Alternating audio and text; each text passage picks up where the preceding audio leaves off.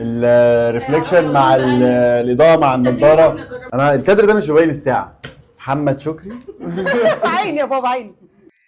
رمضان كريم، كل سنة وانتم طيبين. أهلا بيكم في برنامجنا حكايات بتجمعنا، البرنامج اللي بيجمع عيلة تشييد وبنسألهم أسئلة من وحي خيالنا. برنامجنا عبارة عن 3 فقرات رمضانيات، وهنا هنسألهم عن حكايتهم في تشييد بس في إطار رمضاني جدا. تاني فقرة معانا هتكون ممنوعات رمضانية، ودي اللي هنحسم فيها الجدل اللي ما بيتحسمش. وفي آخر فقرة هنتحدى ضيوفنا ونشوف مين هيعرف، وهنا هنشوف روح التحدي في اللعب زي ما بنشوفه في الشغل.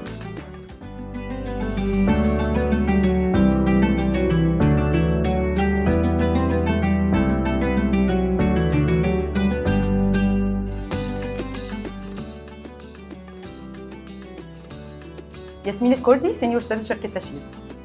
محمد شكري، سينيور سيلز شركه تشييد. الفقرة الأولى معانا اسمها رمضانيات زي ما انتم عارفين. بما إن التاج لاين بتاع تشييد حكاية تعيشها، بما إنك يا شكري دي تاني مرة تعيش معانا الحكاية وصورت قبل كده، فقول لنا بقى لو حكايتكم في تشييد مسلسل تحبوا يكون ليه جزء تاني. حلو؟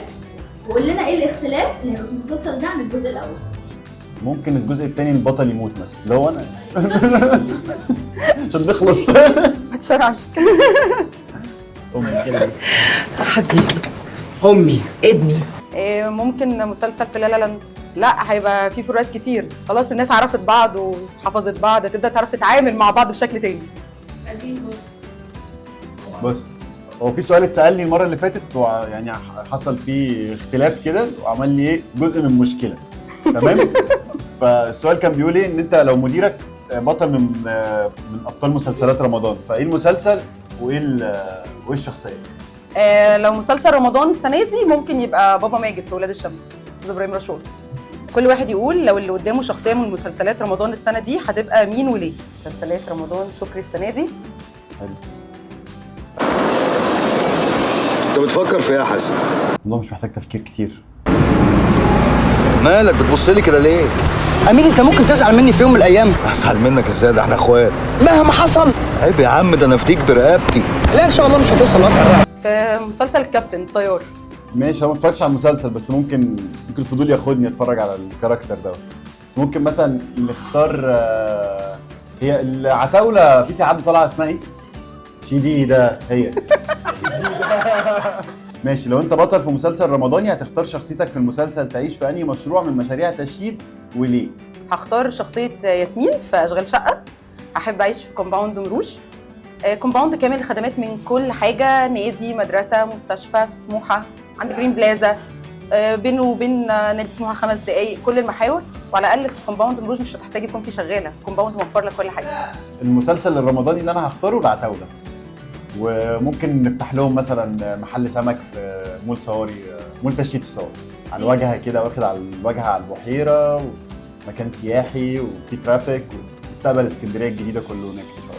مين اكتر موظف في تشييد ممكن يبقى بطل مسلسل اكشن؟ انا ممكن استاذ ابراهيم رشوان.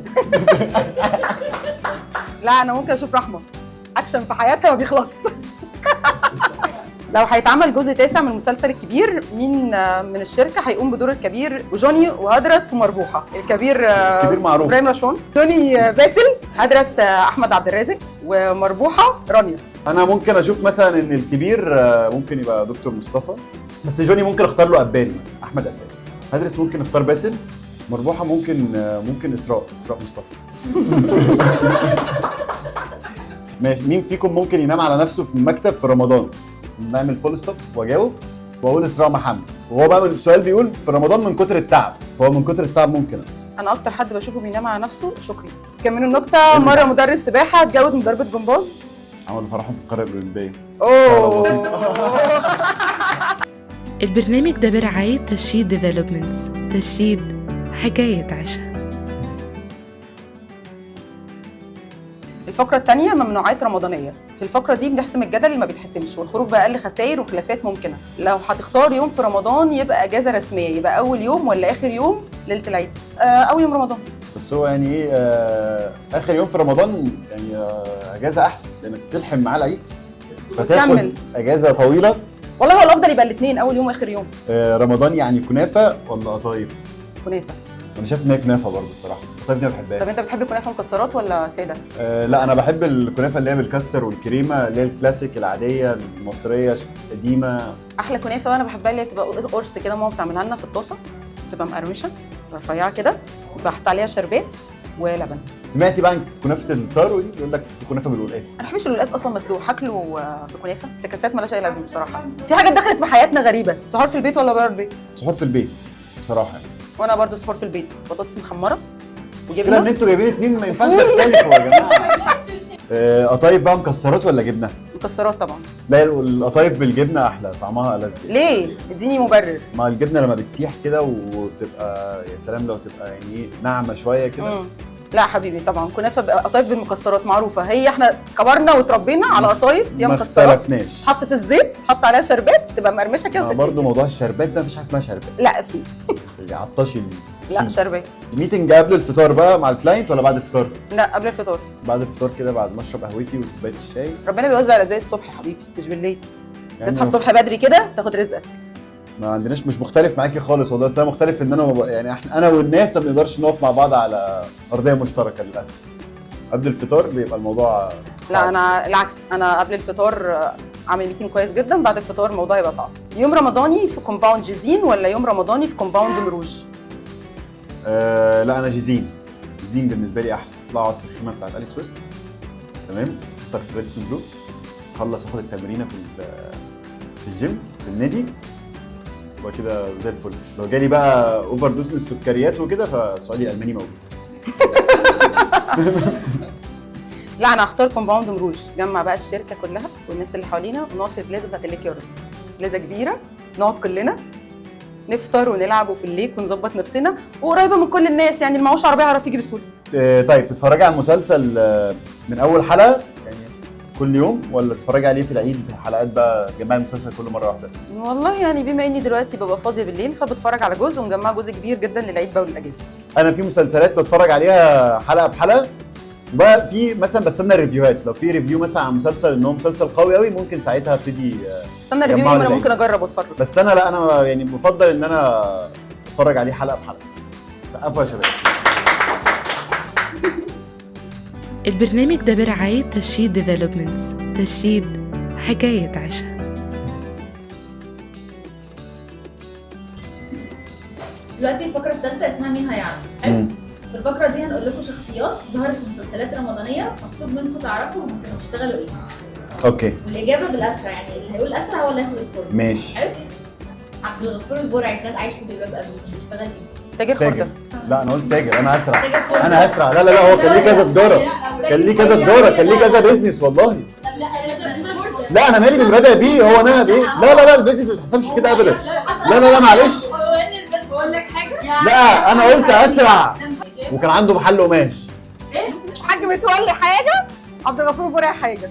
دكتور حمدي في أشغال شقة. دكتور طب شرعي. شرعي، مش محتاج يعني. يحيى الفخراني بيتربى في عزي. حماده عزه كان ده عنده العاب، محل العاب اطفال. برافو يا شكري، برافو يا شكري، برافو يا شكري. هند صبري دور علا عبد الصدوق في مسلسل عايزة. صحفيه.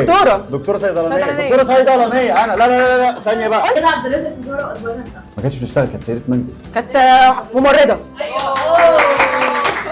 سمعت مسلسل راجل. لا هو راجل وست ستات. هو اصلا عبد الباقي كان عنده محل اللي هو حاجات سوفينيرز وكده، بازار، تمام. انتصار بقى. انتصار اخته كانت بتشتغل ايه؟ مدرسه.